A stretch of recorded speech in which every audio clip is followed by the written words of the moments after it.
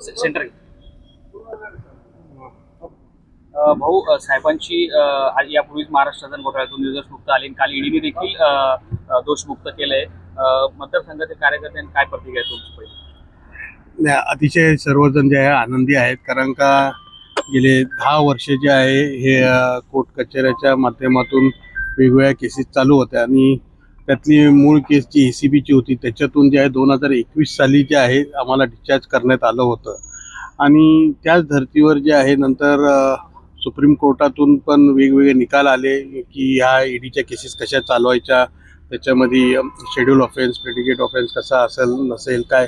तर त्या धर्तीवर जे आहे आम्ही पुन्हा जे आहे सेशन कोर्टामध्ये आमची बाजू मांडली होती आणि सुप्रीम कोर्टाच्या आधाराने हायकोर्टाने काही दिवसांपूर्वी अजून काही वेगळ्या केसेसमध्ये सुद्धा त्याच प्रकारे निकाल दिला होता.